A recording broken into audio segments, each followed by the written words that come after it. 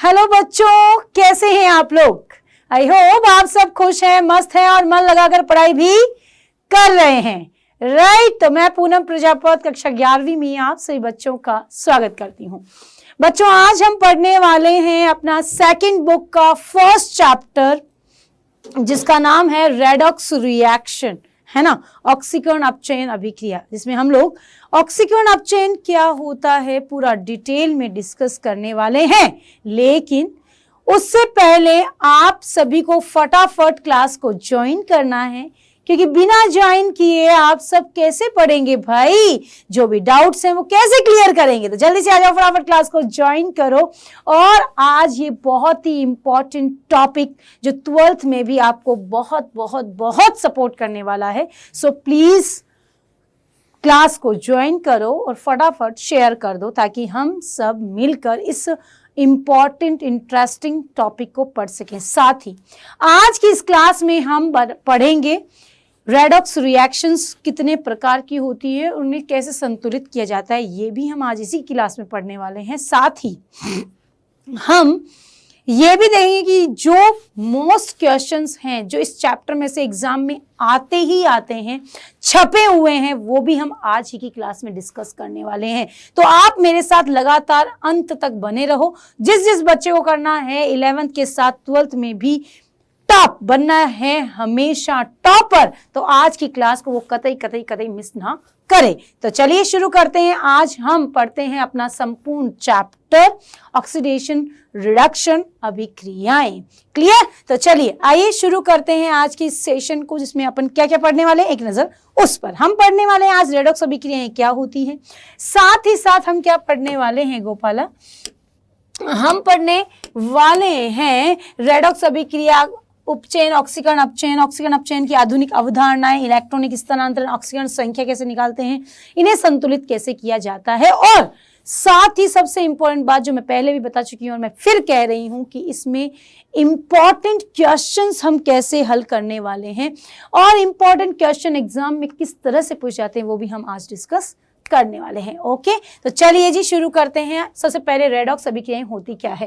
तो रेडॉक्स अभिक्रियाएं यानी ऑक्सीकरण अपचयन होता क्या है? तो सबसे पहले आप देखेंगे स्क्रीन के ऊपर आपको नजर आ रहा है कि कई रासायनिक अभिक्रियाओं में एक रासायनिक पदार्थ से दूसरे में इलेक्ट्रॉन स्थानांतरण होता है। ये इलेक्ट्रॉन स्थानांतरण अभिक्रियाएं रेडॉक्स अभिक्रिया या ऑक्सीकरण अपचयन अभिक्रियाएं कहलाती है। क्लियर है? यानी कि रेडॉक्स रिएक्शंस क्या होती हैं, यानी ऐसी अभिक्रिया जिसमें एक साथ ऑक्सीकरण अपचयन दोनों देखा जाता है। क्लियर? बात समझ आ गई? सभी को आ गई? तो चलते हैं आगे। अब आता है अगला। अब ये कहते हैं कि ऑक्सीकरण अपचयन की दूसरी तरीके से हम इसे कैसे व्यक्त कर सकते हैं। तो कहा कि जिनमें ऑक्सीकरण अपचयन एक साथ होते हैं, जैसे मैंने बोला है ना, साथ ही ऑक्सीकरण अपचयन में आप इलेक्ट्रॉन स्थानांतरण के आधार पर भी इसको डिफाइन कर सकते हैं। यानी कई परिभाषाएं हैं जिन्हें आप पढ़ सकते हैं, जिनके आधार पर ये आप जान सकते हैं कि ऑक्सीडेशन रिडक्शन क्या होता है, जो हम इसी चैप्टर में कंटिन्यू धीरे धीरे सब राज खोलते जाएंगे। ठीक है, तो बात समझ में आ गई होगी कि रेडॉक्स रिएक्शन क्या होती है। तो जैसे अपन सब जानते हैं कि Cu प्लस क्या भाई, CuO plus H2 is equal to क्या हो जाता है बेटा, Cu प्लस H2O, राइट? हाँ या ना? Cu प्लस H2O, यानी कि इसका इसमें क्या हो गया, अपचयन, और इसका इसमें क्या हो गया, ऑक्सीकरण। डन है जी? मामला बिल्कुल डन है? बिल्कुल है। बात क्लियर हो गई होगी, है ना? यानी कि यहां से 1 मार्क्स क्वेश्चन आता है। 1 मार्क्स क्वेश्चन क्या कहता है, ऑक्सीकरण अपचयन क्या होता है परिभाषित करो और उसे रासायनिक समीकरण से प्रदर्शित करो। तो आप इस तरह से परिभाषा लिखकर उसकी रिएक्शन लिख सकते हैं। ठीक, कोई दिक्कत नहीं। चलो अब चलते हैं आगे। अब आता है कि इसी अभिक्रिया में SnCl2 का SnCl4 में ऑक्सीकरण और FeCl3 का FeCl2 में अपचयन हो रहा है। एक रिएक्शन आपके सामने मैं लिख देती हूं। SnCl2 इजिकल टू SnCl4, ठीक है। वहीं पर FeCl क्या भाई, 3 से FeCl2, ठीक बात है। इस रिएक्शन में आप बखूबी देख सकते हैं कि Cl3 से Cl2 जा रहा है, और 2 से 4 जा रहा है, तो यहाँ कमी यहाँ वृद्धि, तो क्या हो रहा है भाई? तो आप देख रहे हैं कि यहाँ पर क्लोरीन की मात्रा बढ़ रही है, तो यानी माइनस बढ़ रहा है तो ऑक्सीकरण और माइनस घट रहा है तो अपचयन होता है। क्लियर है बात? यहाँ पर हो जाता है अपचयन, यहाँ हो जाता है ऑक्सीकरण, यहाँ हो जाता है अपचयन। बात समझ में आ गई होगी सभी बच्चों को मेरे? हाँ या ना? हाँ या ना बच्चों, जल्दी बताओ। क्लियर है? कॉन्सेप्ट में कोई दिक्कत होनी नहीं चाहिए, कॉन्सेप्ट में कोई इशू आना ही नहीं चाहिए। चले आइए, अब ये कह रहा है कि एक अर्ध अभिक्रिया ऑक्सीकरण को व्यक्त करती है और दूसरी अपचयन को, यानी अर्ध अभिक्रियाओं के रूप में आपको लिखना होता है, तो अर्ध अभिक्रियाएं ऑक्सीकरण अपचयन को प्रदर्शित करती है। चूंकि ऑक्सीकरण के प्रक्रम में इलेक्ट्रॉन त्यागे जाते हैं और अपचयन के रूप में इलेक्ट्रॉन ग्रहण किए जाते हैं। इट्स अ वेरी इंपॉर्टेंट, से आपको ध्यान में रखना है क्या कि ऑक्सीकरण के प्रक्रम में जब इलेक्ट्रॉन का दान किया जाता है, जब कोई भी तत्व इलेक्ट्रॉन दान करता है तो वहां ऑक्सीकरण, और जब वो इलेक्ट्रॉन ग्रहण करता है तो अपचयन की क्रिया संपन्न होती है। चले, इसीलिए किसी रेडॉक्स अभिक्रिया में ऑक्सीकृत होने वाले पदार्थ से अपचयित होने वाले पदार्थ पर इलेक्ट्रॉनों का स्थानांतरण होता है। यानी ये इसीलिए किसी रेडॉक्स अभिक्रिया में ऑक्सीकृत होने वाले पदार्थ से अपचयित होने वाले पदार्थ पर इलेक्ट्रॉनों का स्थानांतरण होता है। क्या कहना चाहता है कि ऑक्सीकरण से अपचयन होता है या अपचयन से ऑक्सीकरण होता है तो इलेक्ट्रॉनों का स्थानांतरण होता है, यानी इलेक्ट्रॉन के आधार पर किसका ऑक्सीकरण हो रहा है, किसका अपचयन होता है, ये भी मैटर करता है। राइट? बात समझ में आ गई होगी सभी को, कोई डाउट नहीं, यहाँ पर कोई शक नहीं, कोई शंका नहीं, किसी को भी नहीं है ना, होनी भी नहीं चाहिए। चलिए, तो आपके सामने रिएक्शन मौजूद है, आप देख सकते हैं। जैसे यहाँ लिखा गया है SnCl2 राजा, क्या लिखा गया है जरा ध्यान देंगे सभी बच्चे मेरे, क्या लिखा गया है? SnCl2 FeCl3 SnCl4 FeCl। अब यहाँ पर अर्ध अभिक्रिया, यानी कि अर्ध अभिक्रिया का मतलब क्या होता है? कई बच्चे कंफ्यूज हो ही जाते हैं, यानी कि पढ़ते पढ़ते कुछ छोटी छोटी बातें भी बच्चा पूछ ही लेता है कि मैम अर्ध अभिक्रिया मतलब क्या?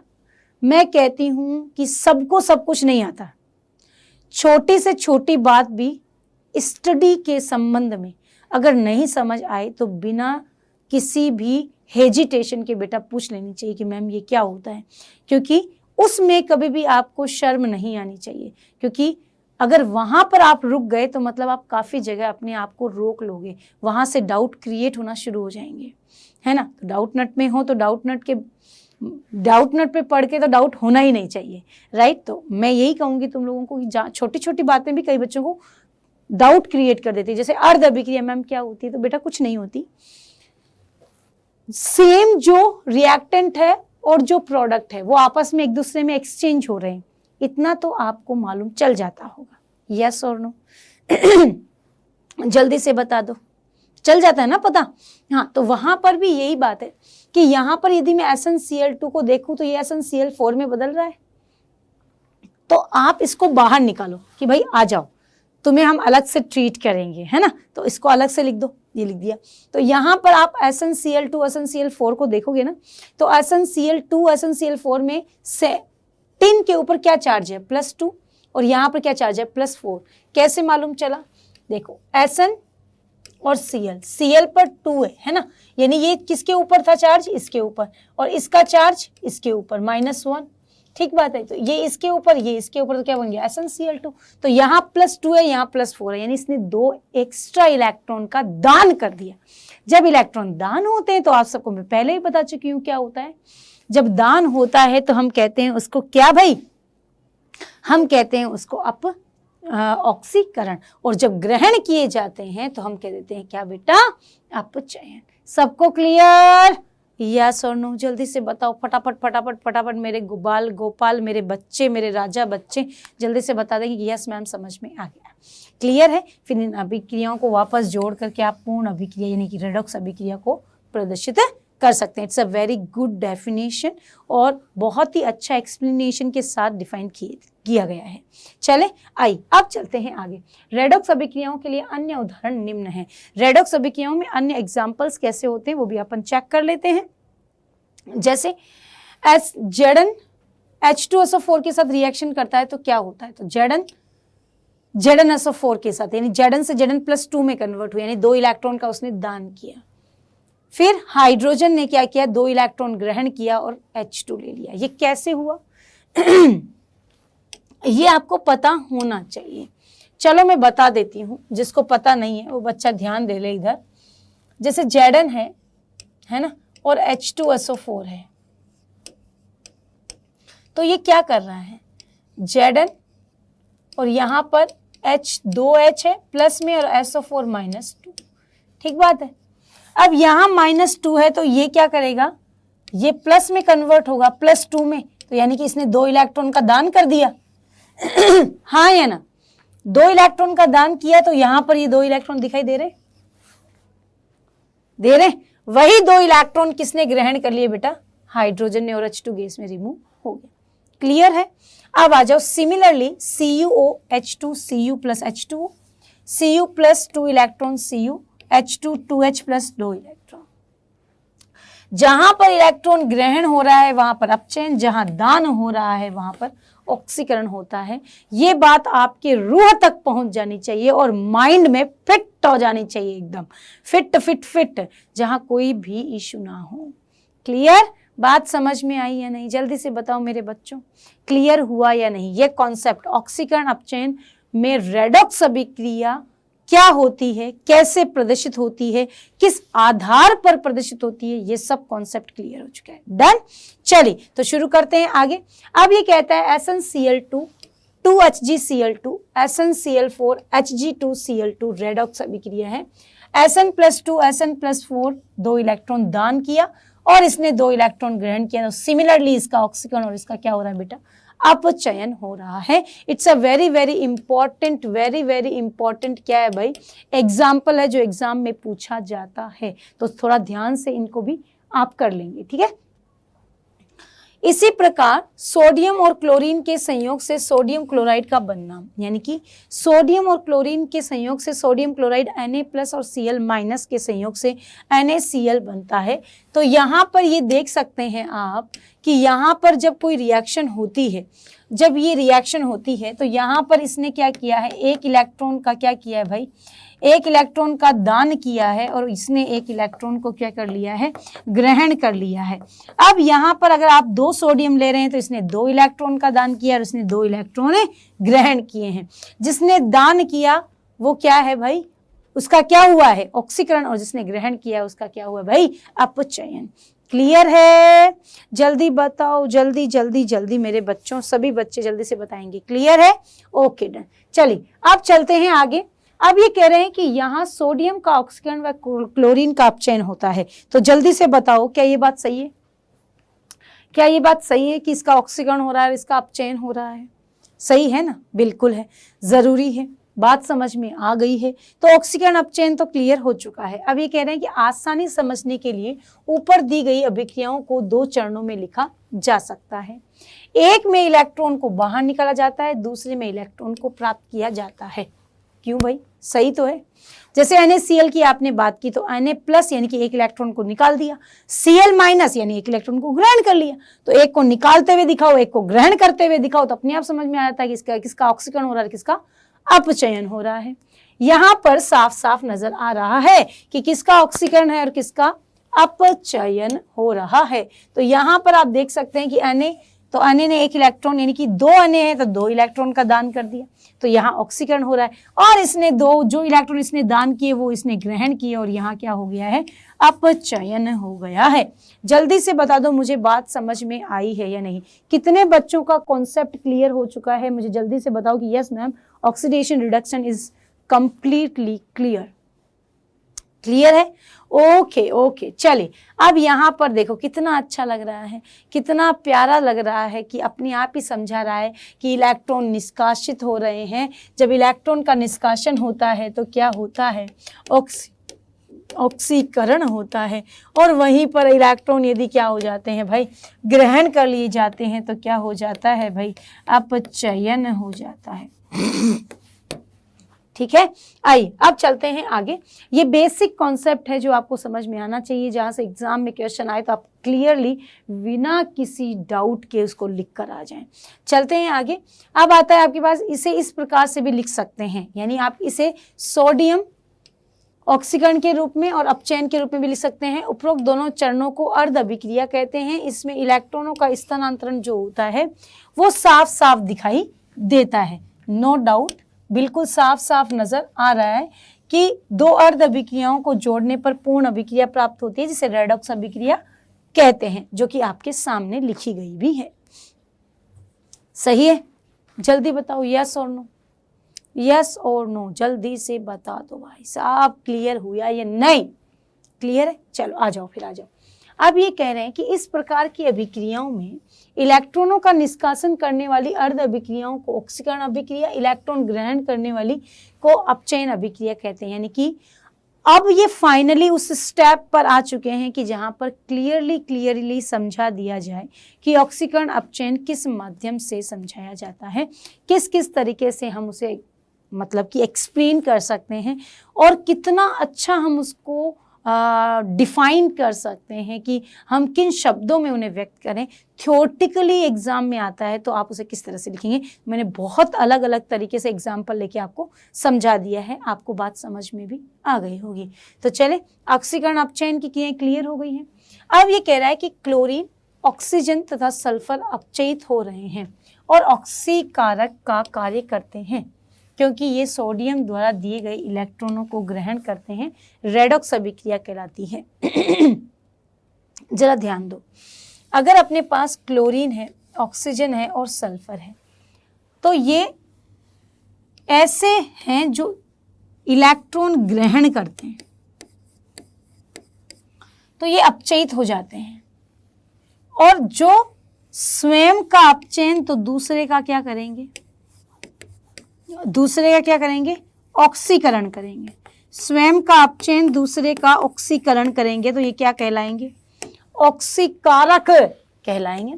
ये ऑक्सीकारक की तरह कार्य करते हैं, जो इलेक्ट्रॉन ग्रहण करते हैं और इलेक्ट्रॉन ग्रहण करके दूसरे का क्या कर देते हैं? ऑक्सीकरण कर देते हैं, स्वयं का अपचयन कर देते हैं, ऑक्सीकारक कहलाते हैं।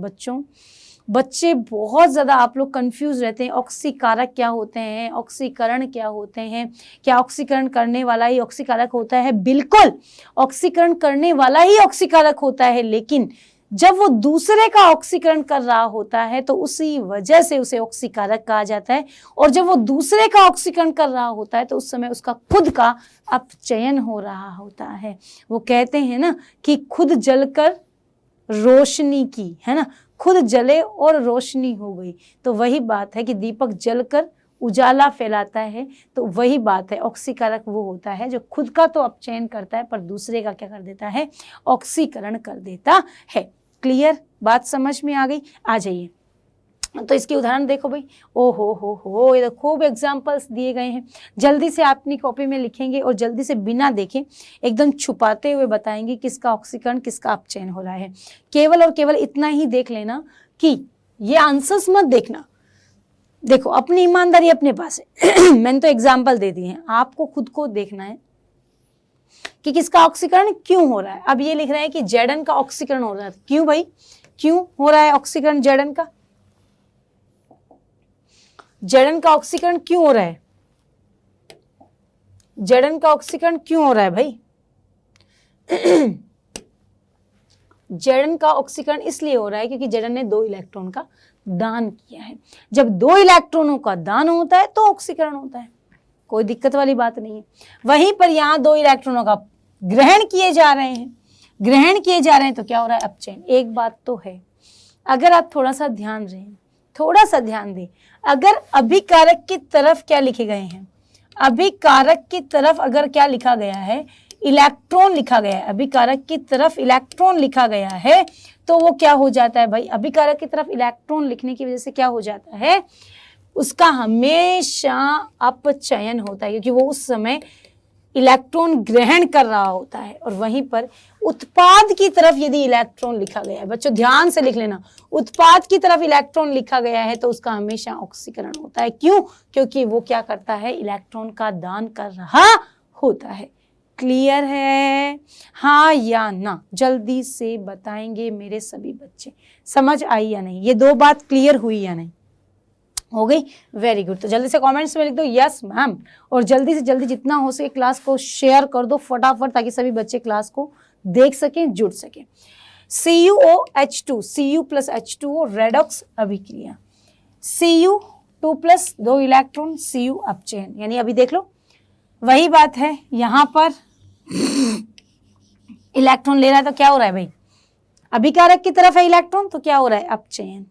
Similarly SnCl2 HgCl2 SnCl4 HgCl2, तो आप देख सकते हैं Cl2 से Cl4 Cl2 से Cl2 Hg2Cl2 Hg2Cl2। अब मुझे बताओ यहां पर हो रहा है प्लस, यहां हो रहा है +2 HgCl2, तो यानी कि यहां पर +2 यहां -1, यहां पर क्या हो रहा है +2 की जगह क्या आ रहा है, अब क्या आ रहा है +1 -1, +2 से +1 हो गया यानी इलेक्ट्रॉन ग्रहण कर लिया, तो यहाँ हो रहा है अपचयन, अपचयन, और यहाँ हो रहा है ऑक्सीकरण। हाँ या ना बच्चों, हाँ या ना। देखो ऑक्सीकरण अपचयन को मैंने कितना वाइड समझा दिया है, ऐसा आपको कहीं पर भी नहीं मिलेगा, इसीलिए अच्छे से पढ़ लेना, ठीक है। चले आओ सरकार, अब चलते हैं ऑक्सीकरण बेसिकली क्या रीजन होता है। ऑक्सीकरण अपचयन साथ साथ तो देख लिया, इंडिविजुअल ऑक्सीकरण अपचयन क्या होता है वो कैसे जानोगे, तो कहा कि तत्वों का ऑक्सीजन से मिलकर ऑक्सीकरण हो जाता है, सामान्य रूप से ऑक्सीजन के संयोग के कारण मीथेन का ऑक्सीकरण हो जाता है। ये क्या कहना चाह रहा है कि ऑक्सीकरण क्या होता है, किसी के साथ भी ऑक्सीजन का जुड़ना, ऑक्सीकरण इट्स नेचुरल, हम 9th से पढ़ते हुए आ रहे हैं कि ऑक्सीकरण क्या होता है, ऑक्सीजन का जुड़ना, ठीक बात।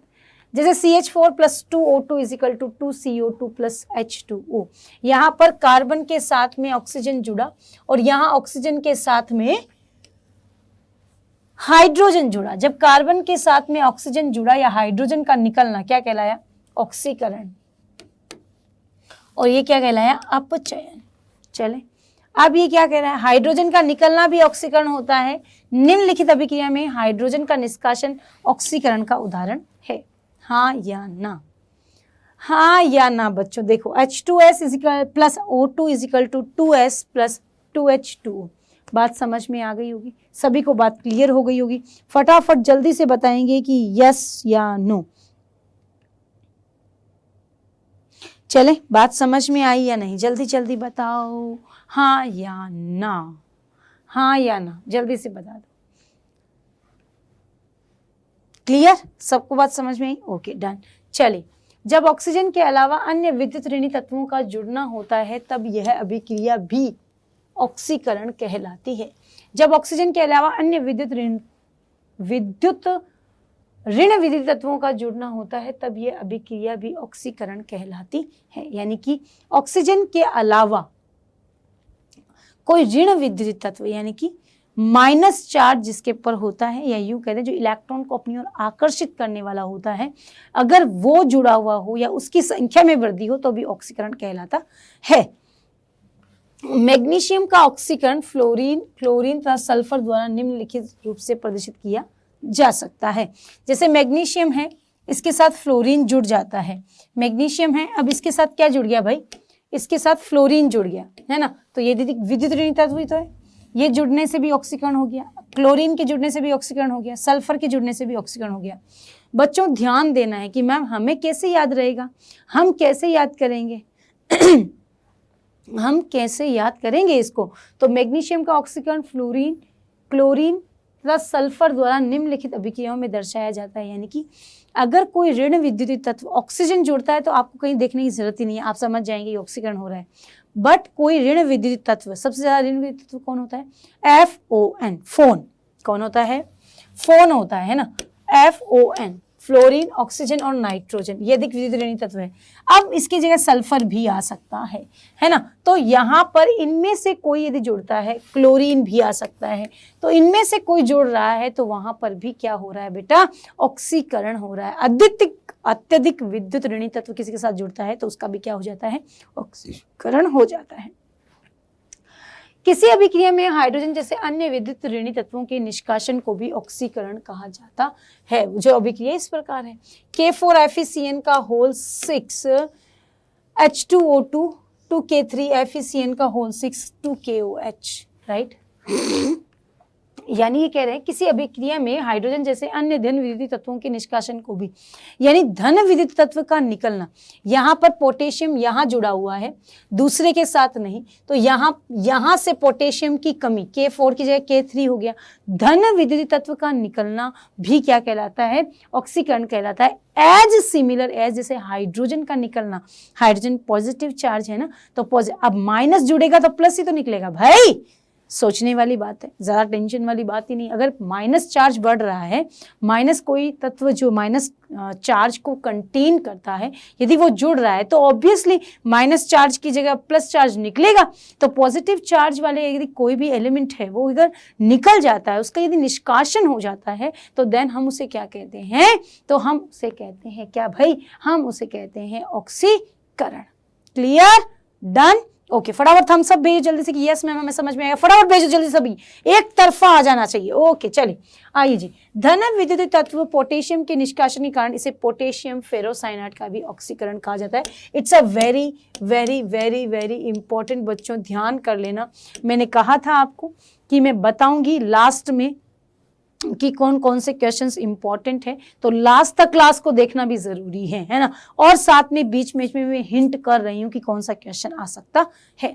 चले आइए अब चलते हैं, संक्षेप में कह रहे हैं कि ऑक्सीकरण पद की परिभाषा इस प्रकार है। किसी भी पदार्थ में ऑक्सीजन ऋण विद्युत तत्व का जुड़ना, हाइड्रोजन या धन विद्युत तत्व का निकलना ऑक्सीकरण कहलाता है। कितना इजी, कितना इजी, हाउ मच इजी, हाँ या ना? समझ में आ गया सभी बच्चों को, है ना? ऑक्सीकरण इजी।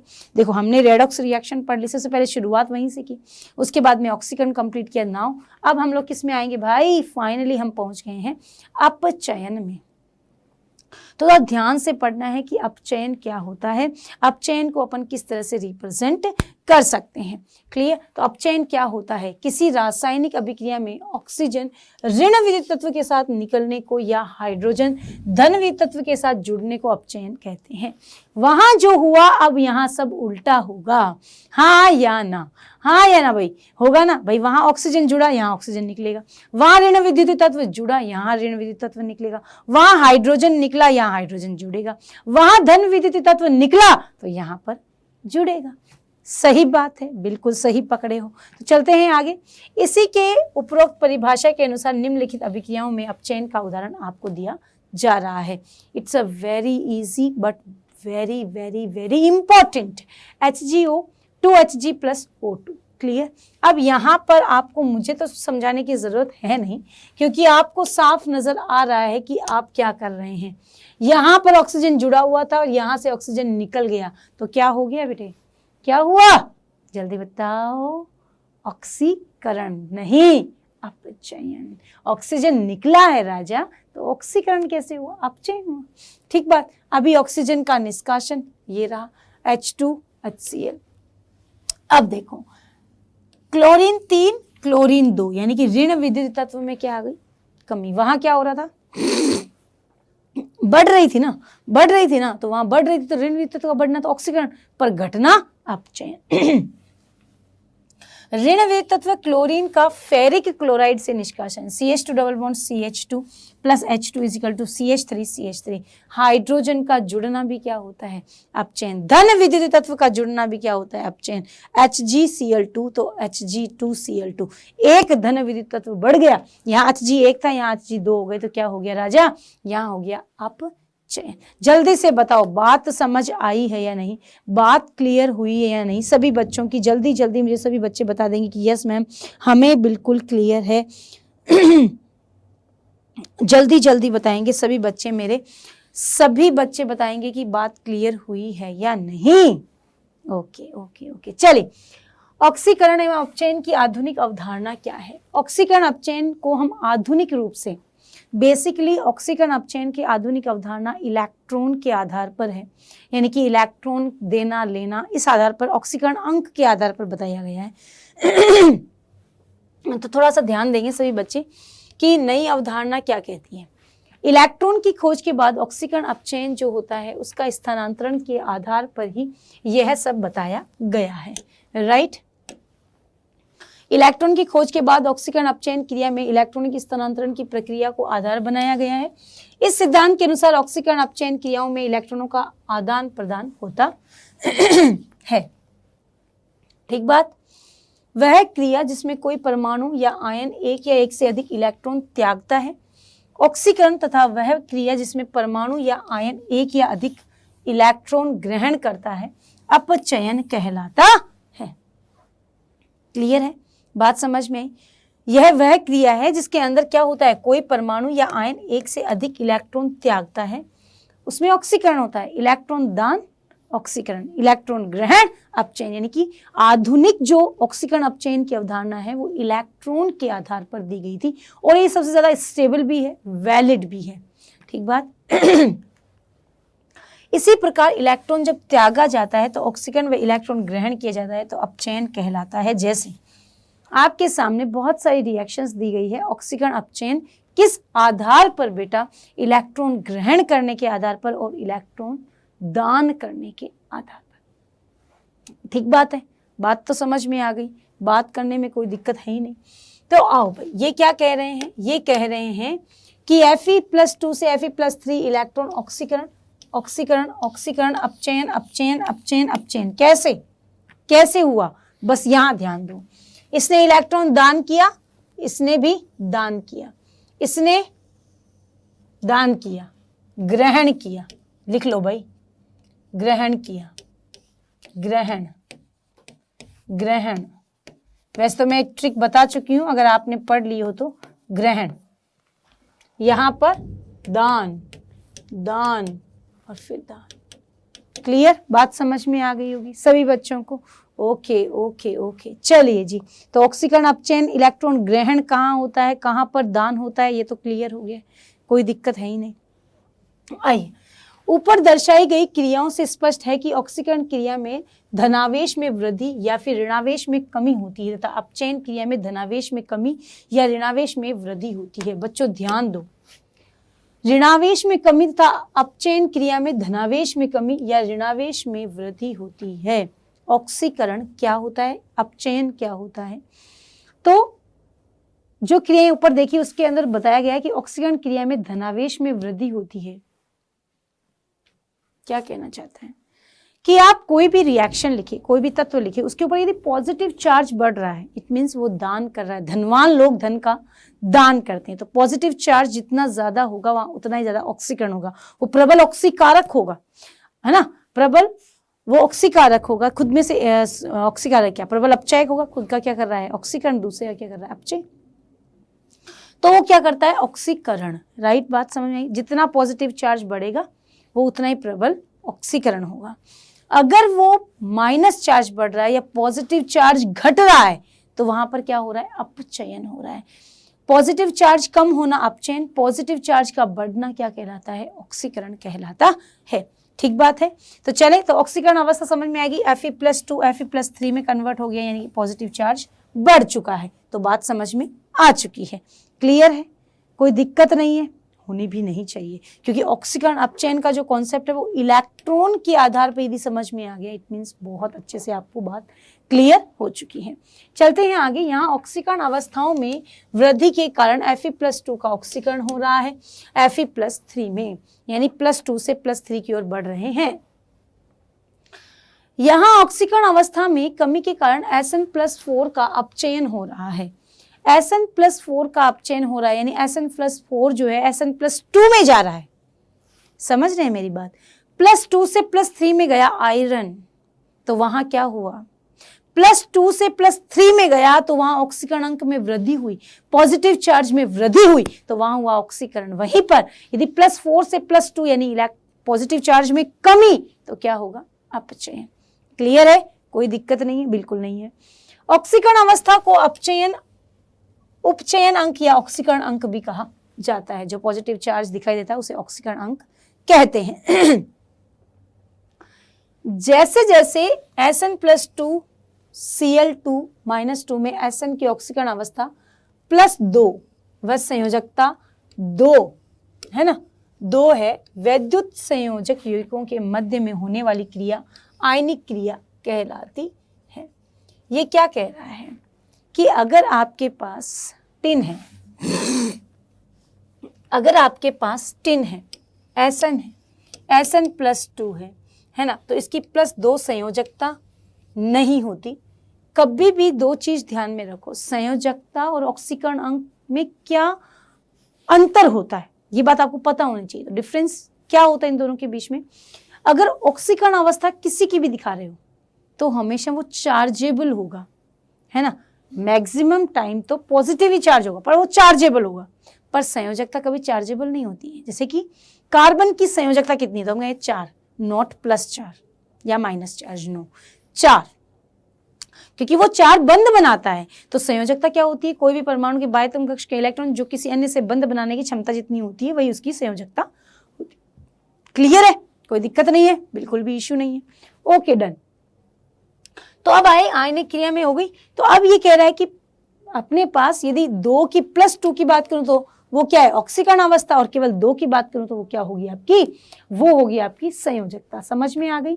कोई भी बच्चा जिसको डाउट हो कि मैम संयोजकता क्या होती है, ऑक्सीकरण अंक क्या होता है, इसने +2 और केवल 2 क्यों लिखा, तो मैंने आज क्लियर कर दिया है। तो ये बात आपको बिल्कुल बिल्कुल बिल्कुल क्लियर रहनी भी चाहिए।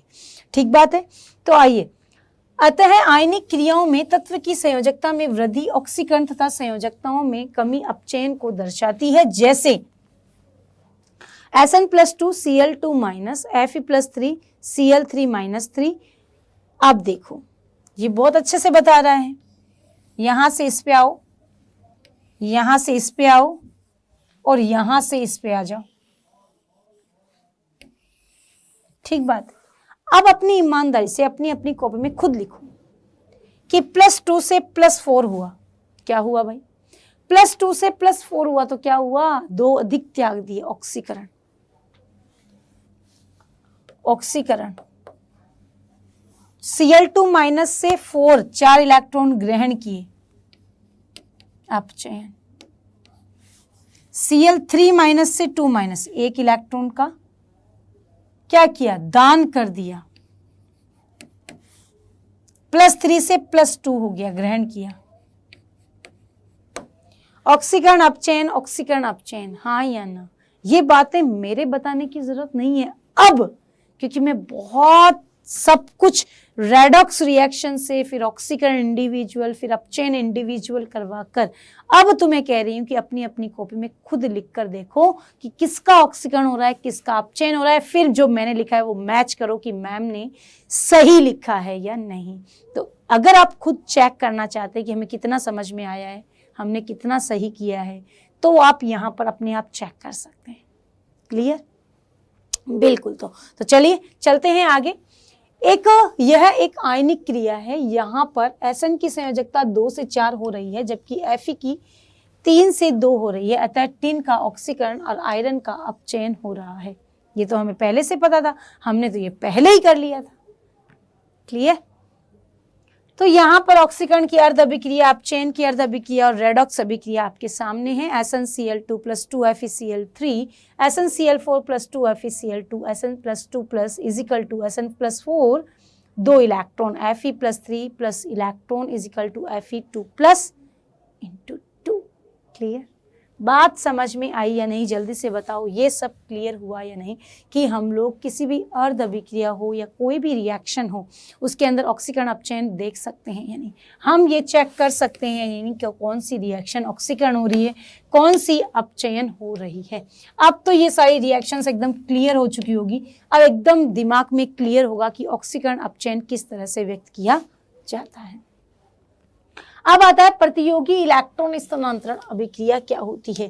प्रतियोगी इलेक्ट्रॉनिक स्थानांतरण यानी किसमें किससे ज्यादा इलेक्ट्रॉनों का स्थानांतरण करके कौन पहले ऑक्सीकरण अवस्था या फिर कौन सा ऐसा तत्व है जो ऑक्सीकरण अधिक प्रदर्शित करता है, अपचयन। राइट? आइए तो चलते हैं प्रतियोगी इलेक्ट्रॉन स्थानांतरण अभिक्रियाओं को समझने के लिए 2 प्रयोग पर विचार करेंगे, जिसमें जिंक धातु की एक पट्टी को 1 घंटे के लिए कॉपर नाइट्रेट के जलीय विलयन में रखते हैं। यानी कि आपको वही 10th क्लास में एक प्रयोग था, 9th में भी था, जहां पर कॉपर सल्फेट के विलयन के अंदर लोहे की छड़ को रखा और कुछ समय बाद हमने देखा कि वो रंग जो है वो बदल जाता है, यानी कि जो कॉपर का सॉल्यूशन का कलर नीला होता है वो नीला कलर हल्का ब्राउन होना शुरू हो जाता है, यानी कि या फिर यूं कह दूं कि हल्का हो जाता है कॉपर सल्फेट का कलर। तो इसका मतलब क्या है कि आयरन ने कॉपर को विस्थापित कर दिया, यानी अधिक क्रियाशील कम क्रियाशील धातु को विस्थापित कर देती है। राइट, तो इसी को यहाँ पर दिखाया है। कुछ समय बाद देखने पर कॉपर धातु का लाल रंग की परत जमा हो जाती है, नीला रंग गायब हो जाता। सही है, बात समझ में आ गई होगी।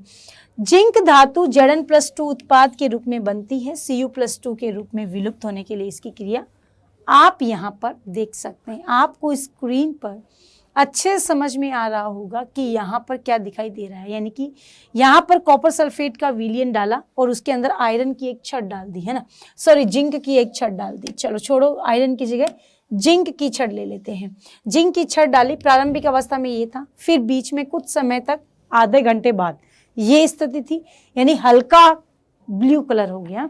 और उसके बाद जब अपन देखते हैं किसको बेटा, जब अंतिम अवस्था 1 घंटे बाद देखते हैं तो कॉपर की जो छड़ है उसके ऊपर रेडिश कलर आ जाता है, यानी लाल रंग जमा हो जाता है।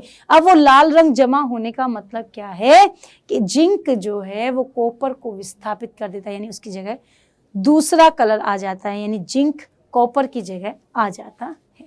क्लियर, बात समझ में आई। अब चलते हैं आगे। तो देखो बीकर में रखे होने वाली अपचय अपचयोपचय अभिक्रिया। क्लियर, बात समझ में आ गई। अपचयोपचय अभिक्रिया। चलिए जी चलते हैं आगे। जिंक तथा कॉपर नाइट्रेट के जलीय घोल के बीच होने वाली अभिक्रिया क्या होती है? जिंक तथा कॉपर सल्फेट जो होता है, जिंक तथा कॉपर नाइट्रेट के जलीय घोल में होने वाली अभिक्रिया, जिंक और कॉपर के साथ रिएक्शन। तो जिंक ने 2 इलेक्ट्रॉन का दान किया, +2 में कन्वर्ट हो गई, और कॉपर ने 2 इलेक्ट्रॉन को क्या कर लिया, ग्रहण कर लिया। तो वहां क्या हुआ, एक ने दान किया तो ऑक्सीकरण और एक ने ग्रहण किया तो अपचयन की क्रिया संपन्न हो जाती है। तो ये रहा आपके सामने, 2 इलेक्ट्रॉनों का दान हो रहा है हो रहा है या नहीं? जल्दी देखो जल्दी देखो जल्दी देखो भाई।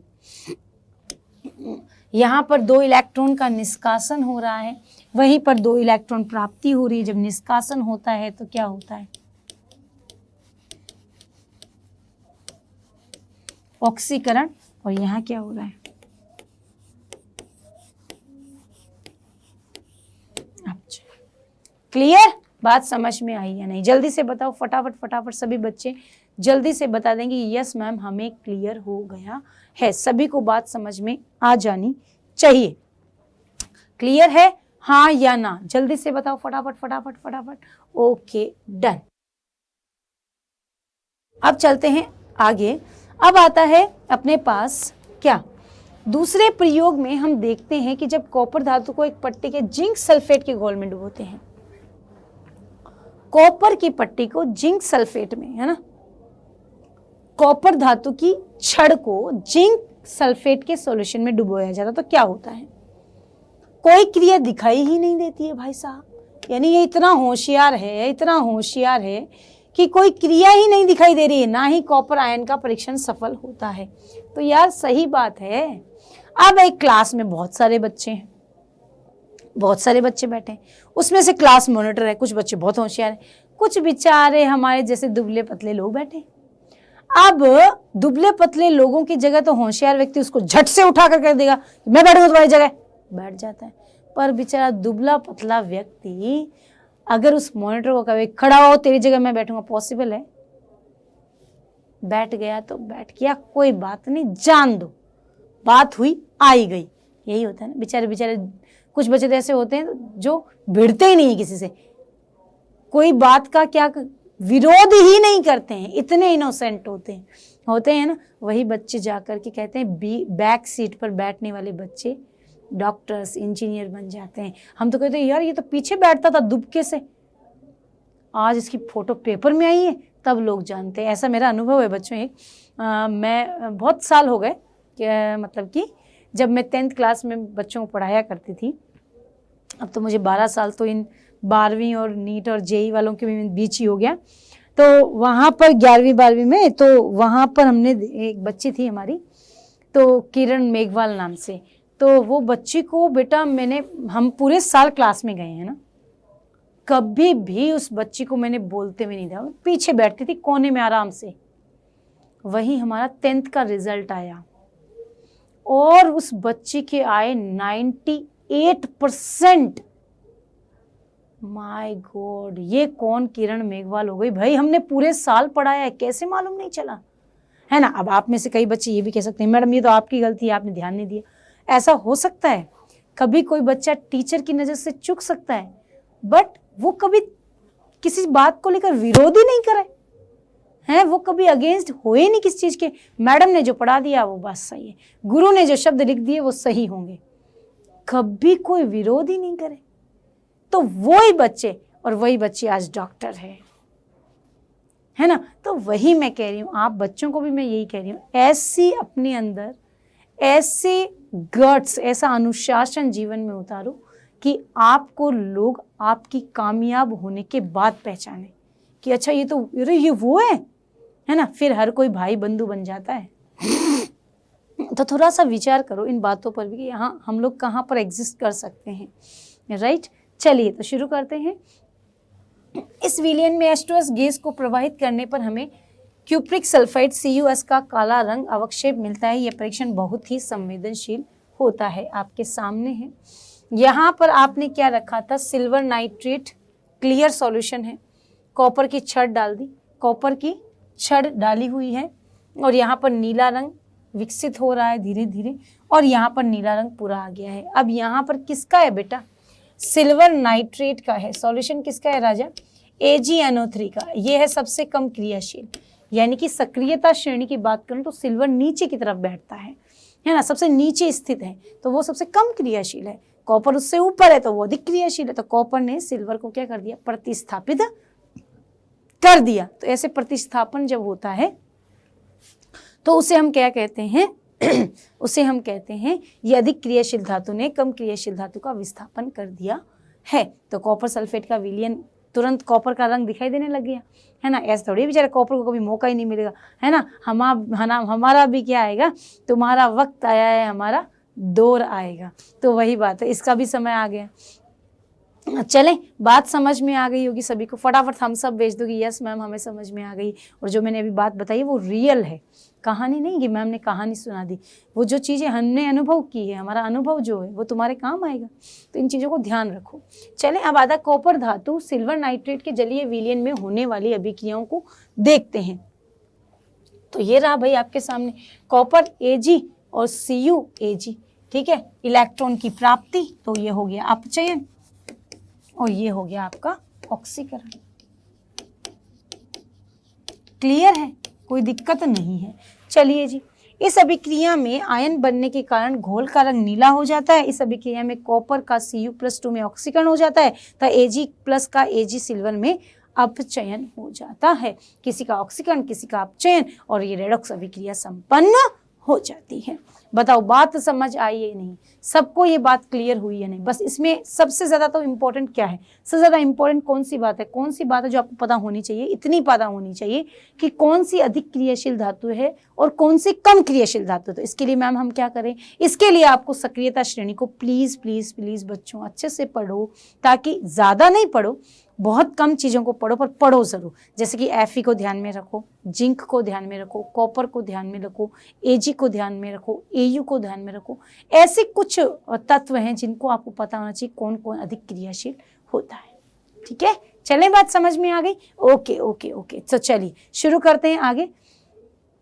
अब अगला इंपॉर्टेंट टॉपिक है ऑक्सीकरण अंक कैसे निकाला जाता है। तो ऑक्सीकरण निम्नलिखित अभिक्रिया में जिसमें हाइड्रोजन ऑक्सीजन से संयोग करने पर जल बनता है, इलेक्ट्रॉन स्थानांतरण का एक अल्पविदित उदाहरण है। यानी ऑक्सीकरण संख्या कैसे निकाली जाती है, it's a very important topic. यहाँ से क्वेश्चन आता ही आता है इस चैप्टर में। यहाँ से क्वेश्चन आपके एग्जाम में मैं कहूँ छपा हुआ है। जिन बच्चों के जनवरी में एग्जाम है ना, जनवरी में एग्जाम है, फाइनल एग्जाम है 11th वालों के, तो वो बच्चे तो जो मैंने इंपॉर्टेंट लगाया उसके अलावा कुछ नहीं पढ़ना, बस उतना पढ़ के चले जाना इस चैप्टर में से। तुम्हारा तो बेड़ा पार नहीं, तुम्हारी तो मैं कहूँ बस ठाकुर जी की दया है। चलो, तो H2 + O2 = 2H2, यद्यपि यह एक सरल तरीका तो नहीं है, फिर भी हम सोच सकते हैं कि H2 अणु में हाइड्रोजन परमाणु शून्य स्थिति में है, H2O धन विद्युत प्राप्त करता है। अब यहां पर एक चीज बता रहा है, जो क्या कहना चाहता है मैं समझा देती हूँ, कि जब भी कोई अणु होता है लाइक H2O2, इनकी ऑक्सीडेशन स्टेट ऑलवेज 0 होती है, क्योंकि इन पर कोई चार्ज एग्जिस्ट नहीं करता है, ये उदासीन अणु है। क्लियर? समान परमाणु वाले जो अणु होते हैं वो उदासीन होते हैं, उनकी ऑक्सीकरण अंक हमेशा 0 होता है। इन बातों को आपको जानना होगा, ध्यान में रखना होगा। चले, अब ये कहते हैं परिणाम स्वरूप H2 का ऑक्सीकरण अंक था, O2 का अपचयन होता गया। बाद में हम पाएंगे कि आवेश स्थानांतरण आश्चर्य रूप से ही होता है। यह बेहतर होगा कि इसे इलेक्ट्रॉन विस्थापन से दर्शाया जाए, न कि हाइड्रोजन द्वारा इलेक्ट्रॉन निष्कासन से ऑक्सीजन द्वारा इलेक्ट्रॉन की प्राप्ति। समीकरण 1 के बारे में जो कुछ बताया गया है वही अन्य सहसंयोजक यौगिकों वाले में बताया गया है। इनके उदाहरण निम्नलिखित है। H2 plus Cl2 is equal to 2HCl। बस इतना ध्यान कर लेना, इस ओवरऑल थ्योरी में इतना ही बताया गया है कि ऑक्सीकरण संख्या किसकी कितनी होती है जब कोई अणु होता है, जब कोई मॉलिक्यूल होता है और जिनकी विद्युत ऋणताओं में ज़्यादा अंतर नहीं होता है, वो हमेशा शून्य ऑक्सीडेशन स्टेट में एग्जिस्ट करते हैं। और CH4 plus Cl2 is equal to CCl4 और HCl। तो बात समझ में आ गई होगी। चले, हाँ या ना, बात क्लियर हो गई होगी। चलते हैं आगे। ऑक्सीकरण अंक से संबंधित नियम, it's a very important topic. थोड़ा सा ध्यान से देखेंगे किसमें कब क्या चेंज होता है। जिस बच्चे को ये समझ में आ गया उसे रेडॉक्स रिएक्शन संतुलित करनी भी आ जाएगी। तो ध्यान से देखो, किन्हीं दो तत्वों की विद्युत ऋणात्मकता समान नहीं होती है। तो यहाँ पर जो तत्व दिए गए हैं उनकी विद्युत ऋणताएं हमेशा अलग अलग होती है। हाइड्रोजन से फॉस्फोरस की अधिक होती है, कार्बन की अधिक, सल्फर की अधिक और क्लोरीन की नाइट्रोजन से भी अधिक होती है। किसी तत्व की ऑक्सीकरण अवस्था धनात्मक और ऋणात्मक हो सकती है। ये याद रखनी है, ये चीज याद रखनी है कि किसकी विद्युत ऋणता किससे ज्यादा होती है। किसी तत्व की ऑक्सीकरण अवस्था हमेशा धनात्मक और ऋणात्मक हो सकती है।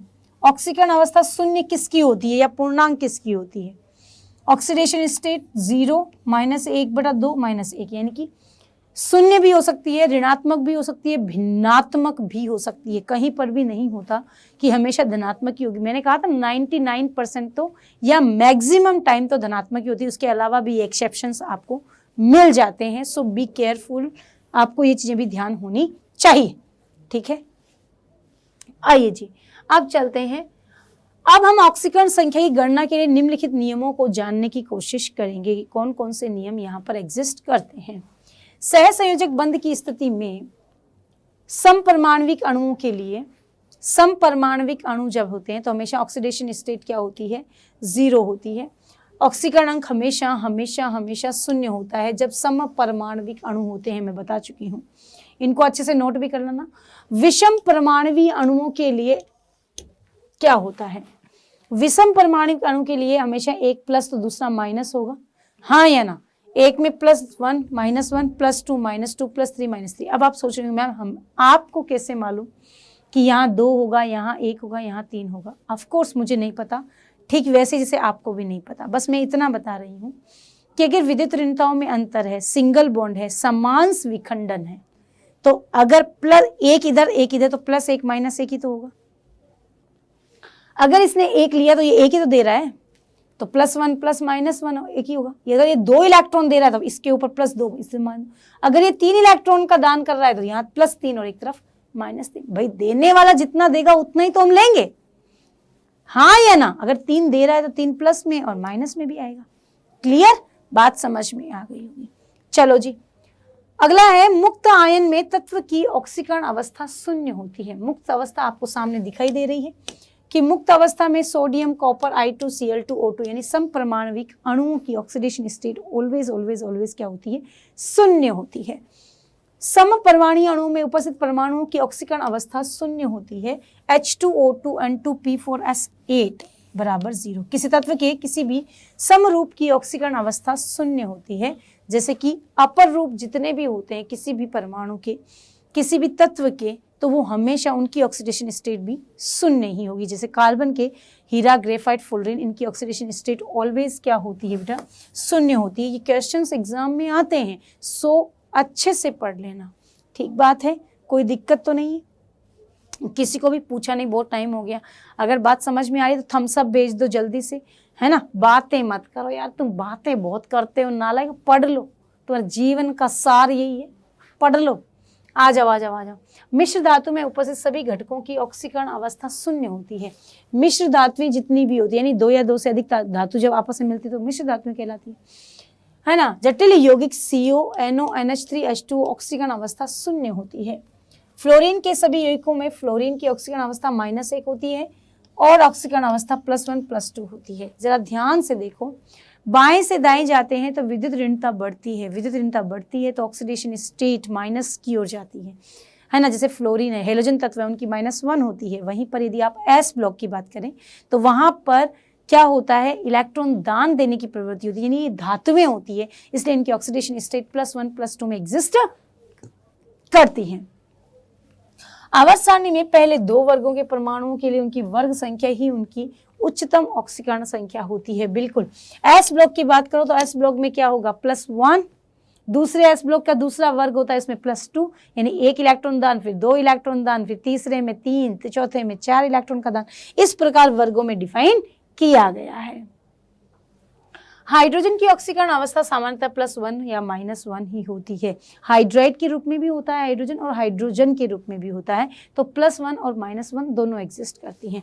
तो जरा ध्यान दें, सोडियम हाइड्राइड, लिथियम हाइड्राइड, हाइड्रोलीथ, इसे हम लोग हाइड्रोलीथ भी कहते हैं। कैल्शियम हाइड्राइड को क्या बोलते हैं भाई? हाइड्रोलीथ भी कहते हैं।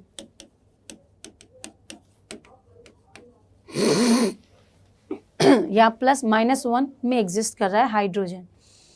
ऑक्सीजन की अवस्था सामान्य -2 जो होती है, लेकिन निम्न में अपवाद भी है, -1 और -1/2। बच्चों इसको गांठ बांध लेना, आज गांठ ही बांध लेना। मैं कहूँ बहुत बहुत बहुत इंपॉर्टेंट है, इतना इंपॉर्टेंट है कि पूछो मत। माइनस वाली चीज बहुत ज्यादा इंपॉर्टेंट है ना। तो जल्दी से फटाफट बता दो कि आपको बात समझ आई है या नहीं। जल्दी से सभी बच्चे बता देंगे कि यस मैम, हमें बात समझ में आ गई है, हमें टॉपिक क्लियर हो चुका है। ओके, यस और नो, क्लियर है, कोई दिक्कत नहीं है। चलो जी, आ जाओ। वैसे ही ओजोन के रूप में भी अगर आप बात करें तो उसमें जो ऑक्सीजन्स आपस में जुड़ रहे हैं उनकी ऑक्सीडेशन स्टेट भिन्नात्मक रूप से एग्जिस्ट करिए। जैसे KO3 जो है, इसका क्वेश्चन जरूर आएगा, so very very very important. तो वहाँ पर आपको देखना है FO2 में इनकी ऑक्सीडेशन स्टेट किस फॉर्म में पाई जाती है। -1/3 के रूप में भी होती है। तो ये कभी नहीं कहना कि केवल प्लस में होती है, माइनस में भी होती है और भिन्नात्मक भी होती है। चले, ओके, डन। एकल परमाणुवीय आयनों की ऑक्सीकरण अवस्था उस पर उपस्थित आवेश के बराबर होती है। ऑक्सीकरण अवस्था +2 होती है। उदासीन परमाणुवीय अणुओं में उपस्थित सभी परमाणुओं की ऑक्सीकरण अवस्था का योग 0 होता है। उदासीन परमाणु होगा तो उस पर कोई चार्ज नहीं होगा, चार्ज नहीं होगा तो ऑक्सीडेशन स्टेट ऑलवेज क्या कंटेन करेगी, कौन क्या प्रदर्शित करेगी? 0 ही प्रदर्शित करेगी। ठीक है, कोई दिक्कत नहीं। आइए जी, अब ये कह रहे हैं कि आपके पास H2SO4 है, सल्फर की ऑक्सीडेशन स्टेट आपको निकालनी है, तो आपको स्क्रीन पर दिखाई दे रहा है। बहुपरमाणुवीय जटिल आयनों में सभी परमाणुओं की ऑक्सीडेशन जो स्टेट होती है ना, वो उपस्थित होती है, आवेश बराबर होता है। आयनिक बंध के लिए आयन पर धनावेश, धनावेश की ऑक्सीकरण अवस्था, ऋणावेश बराबर ऋणावेश की ऑक्सीकरण अवस्था। बात समझ में आ गई होगी, हाँ या ना? जल्दी से बताओ सभी बच्चे, यस और नो, क्लियर है? Okay, done. तो अब चलते हैं अपन, तो अब ये कह रहे हैं कि बहुपरमाणविक जो जटिल आयन है, अच्छा, बहुपरमाणविक जटिल आयन क्या भाई? कि जो एक से अधिक अपने पास क्या है, कोई भी मॉलिक्यूल है उसमें परमाणु की संख्या जो होती है उनमें सभी पर आवेश जो होते हैं वो आवेश किस तरह से रिप्रेजेंट किया जाता है? तो कहते हैं कि आयनिक बंध बनाने के लिए धनावेश पर धनायन की ऑक्सीकरण अवस्था, ऋणायन पर ऋणावेश की ऑक्सीकरण अवस्था। क्लियर है? अब चलते हैं स्टॉक संकेतन, यानी अगला टॉपिक क्या जाता है? स्टॉक संकेतन क्या कहता है? जब कोई तत्व 2 एकल परमाणुविक धनायन बना रहा है तो आयनों का S और इक में विभेदन कर दिया जाता है। यानी कि अगर अपने पास पॉजिटिव चार्ज बढ़ता है तो उसे इक बोल देते हैं और कम होता है तो एस बोल देते हैं। प्रत्येक एस का उपयोग निम्नतम ऑक्सीकरण संख्या वाले धनायन के लिए तथा उच्चतम ऑक्सीकरण संख्या वाले के लिए किया जाता है। सही बात है। स्टॉक संकेतन में उदाहरण के लिए क्यूप्रस आयन ऑक्सीकरण संख्या +1, क्यूप्रिक आयन Cu+2 +1 +2, एस और इक में क्या अंतर है तो समझ में आ जाता है कि +1 है तो क्यूप्रस बन जाता है, वही +2 है तो क्यूप्रिक बन जाता है। बात समझ में आ गई होगी। एस और इक का क्या मतलब होता है। अल्बर्ट स्टोक ने एक नई पद्धति प्रतिपादित की जिसे स्टोक तंत्र भी कहते हैं, स्टोक संकेतन भी कहा जाता है बच्चों। फिर कहते हैं कि ऑक्सीकरण संख्या को रोमन संख्याओं के द्वारा व्यक्त किया जाता है और उदाहरण के द्वारा हम ऑक्सीकरण संख्या वैसे तो मैंने बहुत बार तुम्हें निकालना सिखाई है, but it's a very very important topic. क्यों है इंपॉर्टेंट? इसलिए है इंपॉर्टेंट क्योंकि बेटा जब तक ऑक्सीडेशन स्टेट निकालना नहीं आया तो कोई भी रिएक्शन संभव नहीं है। तो यहाँ पर क्या है, नाइट्रोजन 5 ऑक्साइड के रूप में दिखाया जाता है, वहाँ पर +1 +2 +4 +1 +2 समझ में आ जाता है क्योंकि नाइट्रोजन +1 से लेकर के +5 तक जाता है ना। तो इसी वजह से ऑक्सीडेशन स्टेट जो होती है उसकी वेरिएशन आती रहती है। स्टोक संकेतन के अनुसार यहाँ पर आपके पास जो भी ऑक्सीडेशन स्टेट है उसे हम लोग किस रूप में लिखते हैं, रोमन संख्या के रूप में व्यक्त करते हैं, और ये बात आपको बहुत ही क्लियरली पता होनी चाहिए। चले आइए, इसी प्रकार ऑरस क्लोराइड तथा ऑरिक क्लोराइड को भी आप समझ सकते हैं। ऑरिक और ऑरस क्यों कहते हैं, फर्स्ट और सेकंड, जब आप कहीं पर भी स्टोक संकेतन के रूप में लिख रहे हैं तो वहां पर ऑक्सीडेशन स्टेट को रोमन संख्या में जरूर प्रदर्शित कर दें। क्लियर। स्टेनस क्लोराइड तथा स्टेनिक क्लोराइड तो नाम से स्पष्ट हो जाता है, एक में ऑक्सीडेशन स्टेट कम है, एक में ज्यादा है, एक में 2 है, एक में 4 है। तो इक और एस में क्लियरली समझ में आया। बच्चे बहुत बार कंफ्यूज होते हैं तो यहाँ पर कंफ्यूज नहीं होना है। इसी प्रकार मर्क्यूरिस क्लोराइड मर्क्यूरिक क्लोराइड के रूप में भी प्रदर्शित किया जा सकता है। ऑक्सीकरण संख्या में यह परिवर्तन प्रदर्शित किया जाता है कि स्पीसीज ऑक्सीकृत अथवा अपचेत अवस्था में होती है। यहाँ पर भी देख सकते हैं आप, आराम से इस चीज को वेरीफाई कर सकते हैं, आप पूरा क्लियर कर सकते हैं कि हम क्या कहना चाह रहे हैं। कि यहाँ पर ऑरम ने 1 इलेक्ट्रॉन ग्रहण कर लिया, 2 ग्रहण कर लिए, 2 ग्रहण कर लिए या 2 दान कर दिए, तो किस प्रकार से अपन उसको एस और इक में रिप्रेजेंट कर सकते हैं। अब आता है अपव्यय अभिक्रियाओं के प्रकार, यानी कि ऑक्सीडेशन और रिडक्शन यानी रेडॉक्स रिएक्शन जो आपकी होती है वो बेसिकली कितने प्रकार की होती है। तो देखो बेटा, एक बात ध्यान से, है ना, कई बच्चे सोचते हैं कि हमें तो ये 10वीं में भी पढ़ी थी, वहां भी पढ़ी थी, सेम वहीं पर है। जैसे योगज अभिक्रिया यानी 2 अभिकारक जुड़कर एक उत्पाद बनाते हैं, लेकिन जो वो अभिक्रिया लिखी जा रही है उसमें ऑक्सीकरण अपचयन हो रहा है या नहीं, तभी वो रेडॉक्स रिएक्शन में भाग ले पाती है। बात समझ में आई। तो यहाँ पर योग अभिक्रिया इस प्रकार लिख सकते हैं। तो यहाँ A + B = C। ऐसी अभिक्रिया में अपव्यय अभिक्रिया होने के लिए A और B में से 1 या 2 से अधिक तत्वों के रूप में होना चाहिए। ऐसा सभी दहन अभिक्रियाएं जिनमें तत्व के रूप में ऑक्सीजन या अन्य अभिक्रियाएं संपन्न होती है तथा ऐसी अभिक्रियाएं जिनमें डाई ऑक्सीजन के अतिरिक्त दूसरे तत्वों का उपयोग हो रहा है उपौपचय अभिक्रिया कहलाती है। इस श्रेणी में महत्वपूर्ण उदाहरण भी है जो नीचे दिया गया है, जो आपके सामने स्क्रीन पर है। मैं एक एग्जांपल समझाऊंगी, बाकी आपको अपने आप से भी करना है। जैसे कि आपको दिखाया जा रहा है कि ऑक्सीजन, है ना, कार्बन और ऑक्सीजन की ऑक्सीडेशन स्टेट की बात करें तो 0 है, क्योंकि आपको मैं पहले भी बताया है कि परमाणविक रूप में, आणविक रूप में होती है। जब अणु के रूप में कोई तत्व यौगिक होता है तो वो हमेशा ऑक्सीडेशन 0 प्रदर्शित करता है, और यहाँ पर ये ऑक्सीडेशन स्टेट +4 और -2 यानी एक ऑक्सीकरण हो रहा है, एक का अपचयन हो रहा है। तो यानी ये रेडॉक्स रिएक्शन को रिप्रेजेंट कर रही है। ये योगात्मक अभिक्रिया रेडॉक्स योगात्मक अभिक्रिया को प्रदर्शित कर रही है। ठीक वे ये भी और ये भी। तो इस प्रकार एग्जाम्पल खुद भी हम लिख सकते हैं, ये एग्जाम में पूछे जाते हैं। अगला आता है अपघटन, यानी जब एक अभिकारक एक से अधिक उत्पाद में टूटता है तो उसे अपन क्या कहते हैं, उसे अपन कहते हैं अपघटन अभिक्रिया। यहाँ आती है यह अभिक्रिया संयोजन अभिक्रिया के विपरीत होती है। संयोजन अभिक्रिया के विपरीत होती है, यानी कि वहां जुड़ते हैं अभिकारक, यहाँ टूटते हैं। हम देखते हैं कि अभिक्रिया के अंतर्गत उपस्थित यौगिक 2 या 2 से अधिक विखंडित होता है, जिसे हम तत्व प्राप्त होते हैं। इस श्रेणी में उदाहरण हम नीचे दी गई अभिक्रियाओं से समझ सकते हैं। यह ध्यान देने वाली बात है कि पोटेशियम क्लोरेट के पोटेशियम की ऑक्सीकरण संख्या में कोई परिवर्तन नहीं है। यह बात भी ध्यान देने योग्य है कि सभी अपघटनीय अभिक्रियाएं अपव्यय अभिक्रियाएं हैं। ये थ्योरी है, थ्योरी से ज़्यादा अपने को एग्जाम्पल पर फोकस करना चाहिए ताकि अपने को बात समझ में आ जाए। जैसे कि H2O है तो यहाँ पर H2O2, यहाँ पर देखो बेटा 1 और 2 है ना, +1 -2, तो +1 से 0 हो रहा है, यानी कि ये क्या कर रहा है, इलेक्ट्रॉन ग्रहण कर रहा है, और -2 से 0 हो रहा है, यानी इलेक्ट्रॉन का दान कर रहा है। तो यहाँ पर भी क्या हो रहा है, ऑक्सीकरण और अपचयन की क्रिया संपन्न हो रही है। जब ऑक्सीकरण अपचयन एक साथ संपन्न हो रहा है किसी अपघटनीय अभिक्रिया में, तो वो क्या कहलाता है बेटा, रेडॉक्स अपघटनीय अभिक्रिया कहलाता है। सिमिलरली ये एग्जाम भी एग्जिस्ट करता है और ये एग्जाम्पल भी एग्जिस्ट करता है। क्लियर है, बात समझ में आ गई तो फटाफट थम्स अप भेजो ताकि सभी बच्चों को मेरी ये बात समझ में आ जाए, सभी को मेरी ये बात क्लियर हो जाए। चले आइए जी, तो यहां पर लिखा है कि विस्थापन अभिक्रियाओं में यौगिक का आयन दूसरे तत्व के आयन के द्वारा विस्थापित हो जाते हैं। इस प्रकार हम कह सकते हैं कि x + yz = xz। विस्थापन अभिक्रिया तो नाम से स्पष्ट है भाई कि अगर एक तत्व दूसरे को विस्थापित करता है तो वो विस्थापन अभिक्रिया कहलाती है। धातु विस्थापन यानी जब धातुओं के द्वारा विस्थापन क्रिया संपन्न होती है तो उसे धातु विस्थापन, और अधातु के द्वारा विस्थापन अभिक्रिया संपन्न होती है तो अधातु विस्थापन कहलाता है। धातु जैसे कॉपर सल्फेट और जिंक है, तो जिंक ने कॉपर को क्या कर दिया बेटा, विस्थापित कर दिया, तो वो विस्थापन अभिक्रिया एग्जिस्ट करवा रहा है, हाँ या ना। और यहाँ पर वेनेडियम पेंटाऑक्साइड में कैल्शियम, टाइटेनियम में मैग्नीशियम और क्रोमियम में एल्यूमिनियम एग्जिस्ट करता है। क्लियर है, कोई दिक्कत नहीं है। अब आता है अधातु विस्थापन, तो अधातु के द्वारा जो विस्थापन होता है उसे अधातु विस्थापन कहते हैं। जैसे कि आपको स्क्रीन पर दिखाई दे रहा है सोडियम H2O, तो धातु, H हाइड्रोजन अधातु है ना, वहीं पर कैल्शियम है धातु, हाइड्रोजन अधातु के रूप में। तो अधातु विस्थापन होता है, कुछ क्षार धातुएं, कुछ क्षारीय मृदा धातुएं हैं जो कि क्या करती हैं, हाइड्रोजन का विस्थापन कर देती है, तो उसे अधातु विस्थापन कहते हैं। कितना इजी है, बट जितना इजी है उतना ही इंपॉर्टेंट भी है, ध्यान से कर लेना।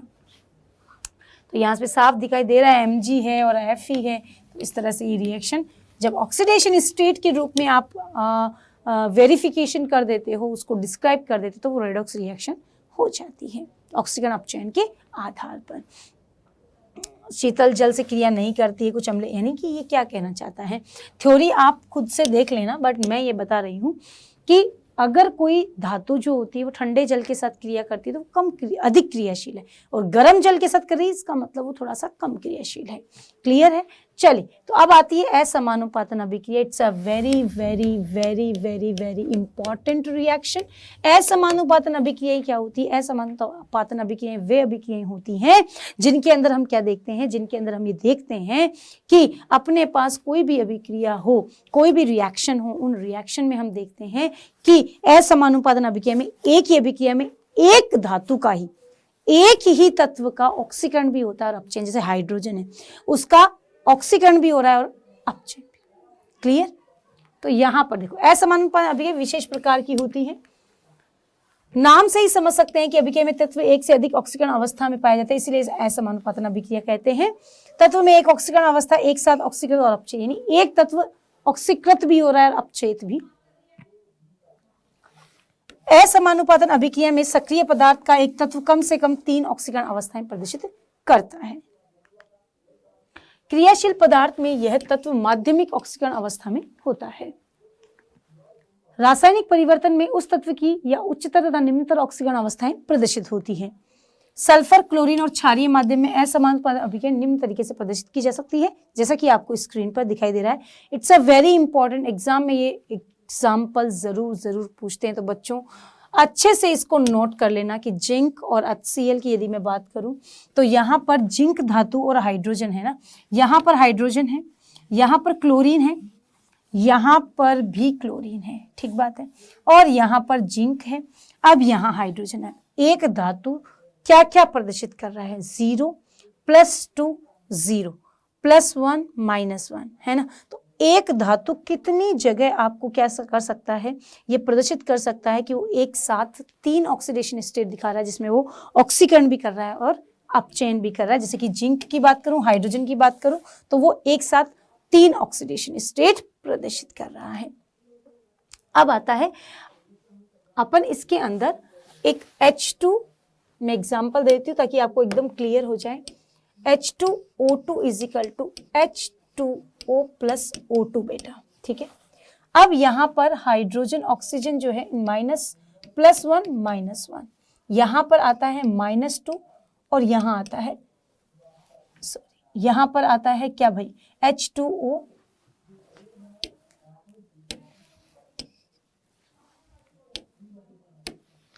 यहां आता है +1 -2 और यहां 0। अब यहां ऑक्सीजन को देखो, ऑक्सीजन -1 -2 और 0 है ना। -1 से -2 जा रहा है, यानी कि इलेक्ट्रॉन ग्रहण कर रहा है, अपचयन। यहां से यहां आ रहा है ऑक्सीकरण। क्लियर है, बात समझ में आ गई।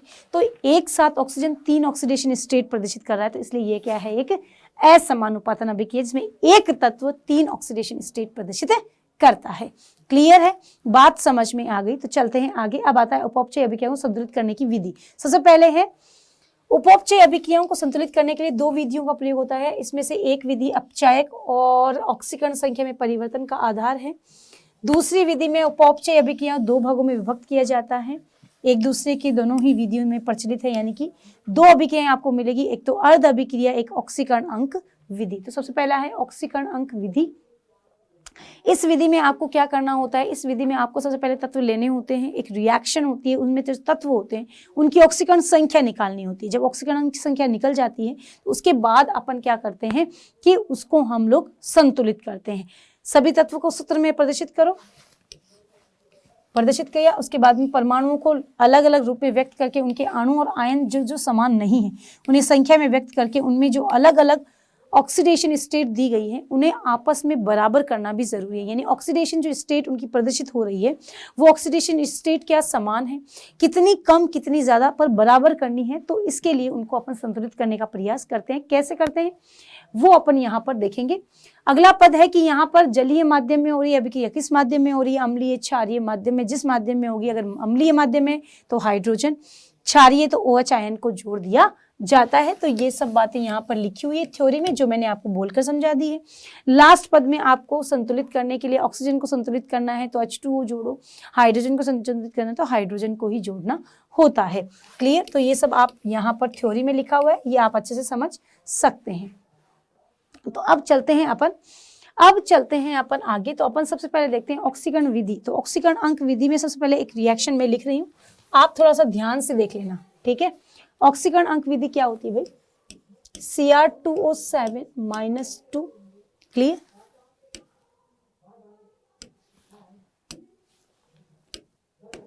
-2 प्लस SO3 -2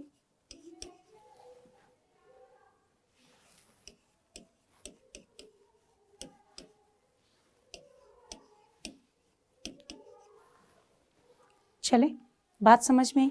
अब यहां पर क्या है, Cr2O7 -2 SO3 -2 Cr+3 SO4 -2, clear. अब यहां पर इसके अंदर आपको ये चेक करना है किसका ऑक्सीकरण किसका अपचयन। तो क्रोमियम से यहां पर चलो, सल्फर से यहां पर चले, ऑक्सीडेशन स्टेट लिखना है। तो आप सबको ध्यान में होना चाहिए, आप बच्चे निकालेंगे क्रोमियम +6 में, यहाँ +3 में है, यानी 3 इलेक्ट्रॉन किसने क्या किया है, 3 इलेक्ट्रॉन ग्रहण किए हैं। यहाँ पर क्या है, सल्फर की ऑक्सीडेशन स्टेट कितनी है बेटा, +4, यहाँ कितनी है +6, क्लियर। यहाँ पर इसने 2 इलेक्ट्रॉन का क्या किया बेटा, दान किया, ठीक बात है। तो यहाँ क्या हो गया, अप ऑक्सीकरण, क्लियर है, बात समझ में आ गई, कोई दिक्कत नहीं है। अब अपने को ये रिएक्शन जिसमें ऑक्सीकरण अपचयन क्लियर हो गया, तो अब अपन देखते हैं कि इसके अंदर अपने को ज्ञात होता है कि अपने पास जो क्रोमियम है और जो अपने पास सल्फर है, बेटा ध्यान से देख लेना, क्रोमियम जो है उसमें +6 से, ध्यान से देखो, इट्स अ वेरी इंपॉर्टेंट, यहाँ पर क्या कह रहा है कि +6 से +3 में कन्वर्ट हुआ और यह +4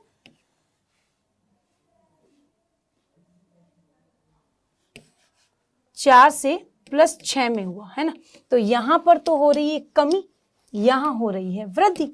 तो कमी और वृद्धि हो रही कितनी, तो अपन क्या करेंगे, ये है आपके पास, अपने को क्या करना है भाई, अब यहाँ पर कितने की कमी, यहाँ 3 की कमी, यहाँ 2 की वृद्धि है ना। तो अपन क्या करेंगे, इसको 2 से इसको 3 से क्या कर देंगे, मल्टीप्लाई कर देंगे। उल्टा कर दो, है ना, जिसमें जितनी कमी है उसको उससे गुणा कर दो, जिसमें जिसकी वृद्धि है उसको उससे से गुणा कर दो, ताकि दोनों का ऑक्सीडेशन स्टेट बैलेंस हो जाए। ठीक बात है, बात समझ में आ गई होगी। तो अब अपन ने देखा कि अपने पास किसमें कितने की कमी है, वो क्लियर हो चुकी है। तो अब अपन सबसे पहले क्या करेंगे, मैंने बता ही दिया है, क्रोमियम वाले को 2 से गुणा कर देना और सल्फर को 3 से गुणा कर देना। तो चलते हैं आगे। अब आता है अपने पास ऑक्सीकरण संख्या बराबर करने के लिए अपन क्या करेंगे, जल्दी से देखो भाई। अपने पास क्या था, क्रोमियम वाली रिएक्शन थी ना, Cr2O7 है ना, प्लस 3SO क्या था भाई, 3SO3 माइनस 2 इजिकल टू क्या भाई, 2Cr प्लस 3 प्लस क्या बेटा, प्लस था अपने पास 3SO4 माइनस 2। क्लियर है, बात समझ में आ गई। अब अभिक्रिया आपको दी जाएगी एग्जाम में कि अभिक्रिया किस माध्यम में हो रही है राजा, अम्लीय माध्यम में संपन्न हो रही है। किस माध्यम में संपन्न हो रही है, अम्लीय माध्यम में संपन्न हो रही है। अगर वो अम्लीय माध्यम में संपन्न हो रही है तो अम्लीय माध्यम में संपन्न होने के कारण अब अपने को देखना है कि अपने पास कितने ऑक्सीजन कितने हाइड्रोजन को बैलेंस करता है। तो अपन सबसे पहले देखेंगे कि अपने को ऑक्सीजन को संतुलित करना है। ऑक्सीजन को संतुलित करने के लिए अपन क्या करेंगे, Cr2O7 माइनस कितना था भाई, -2 था ना, भूल गए अपन लगाना, Cr2O7 plus 3 -2 plus 3SO3 -2 plus कितने भाई, यहाँ 2 इधर कितने हैं ऑक्सीजन, 7 8 9 10 नहीं 7 और 6 कितने हो गए भाई टोटल। तो अपने को क्या करना पड़ेगा, 8 हाइड्रोजन की क्या हो रही है, बैलेंस करना पड़ेगा।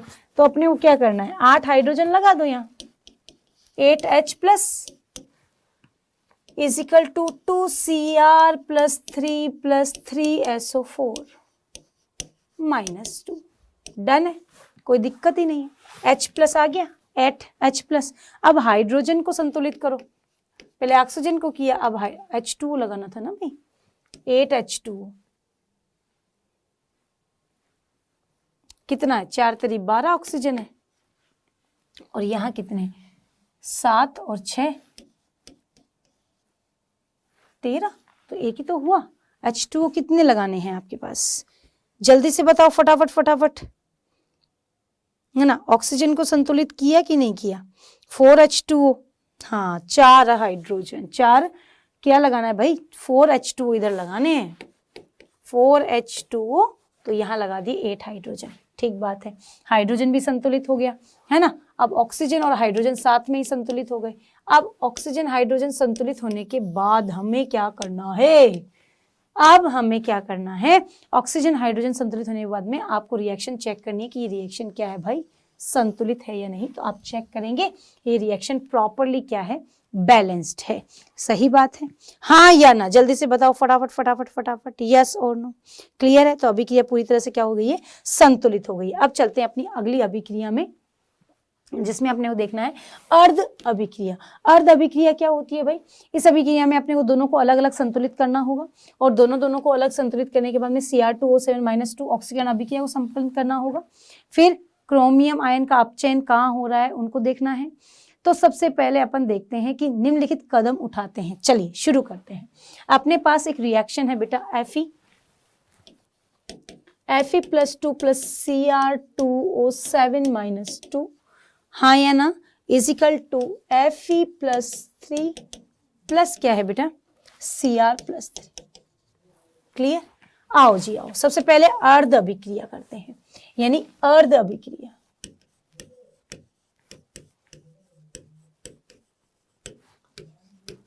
Fe प्लस 2 से क्या हो गया भाई, Fe प्लस 3, Cr2O7 -2 से क्या हो गया भाई, Cr प्लस 3। क्लियर, अब यहां पर तो संतुलित है तत्व, तत्व को संतुलित करो। तत्व का संतुलन कैसे होगा, तो Fe से तो Fe प्लस 2 ही रहेगा, Fe प्लस 2 से Fe प्लस 3, ठीक है। बट Cr यहाँ 2 है तो वहां 2, Cr2O7 -2 is equal to 2Cr plus 3। अब आओ भाई, इसमें तो हाइड्रोजन को संतुलित करना नहीं है, जैसा का है वैसा का वैसा ही रहेगा। इधर हाइड्रोजन ऑक्सीजन को संतुलित करो, तो क्या होगा, Cr2O7 -2 is equal to 2Cr+3 is equal to कितने ऑक्सीजन है 7, तो यहाँ लगा दो 7H2। ठीक बात है। आप करो भाई हाइड्रोजन को संतुलित, है ना, हाइड्रोजन को संतुलित करो, तो Fe+2 से Fe+3 में तो कोई दिक्कत है ही नहीं, बट यहां पर दिक्कत है।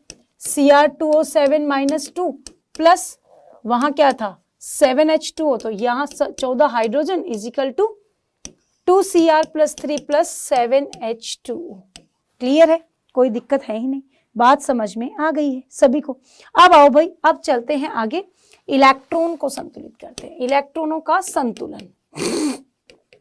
यहां पर और यहां पर +2 है, यहाँ +3 है, यानी कि यहाँ क्या करना पड़ेगा, कितने इलेक्ट्रॉन की कमी, कितने इलेक्ट्रॉन की वृद्धि। तो आप यहाँ देखेंगे +2 है इजिकल टू +3 है, तो अपन क्या कर दें, एक इलेक्ट्रॉन जोड़ दो, और यहाँ पर Cr2O7 -2 14 प्लस के 2 12, और यहाँ कितने 3 दूनी 6 तो कितने बचे 6 ही बचे, तो यहाँ पर क्या कर दो +14 हाइड्रोजन प्लस कितना भाई 6 electron is equal to Cr+3 plus 7H2। Clear है, कोई दिक्कत नहीं है, कोई इश्यू नहीं है, बिल्कुल जी। चलते हैं आगे। अब आता है अपने पास कि दोनों को साथ में संतुलित करने के लिए क्या करो कि इसमें एक इलेक्ट्रॉन समीकरण 1 और ये समीकरण 2 बोल दो। तो यहाँ पर इलेक्ट्रॉनों का संतुलन करने के लिए दोनों में बराबर करने के लिए क्या करो, समीकरण जो 1 है उसको 6 से गुणा कर दो, और जो 2 है उसे 1 से गुणा कर दो।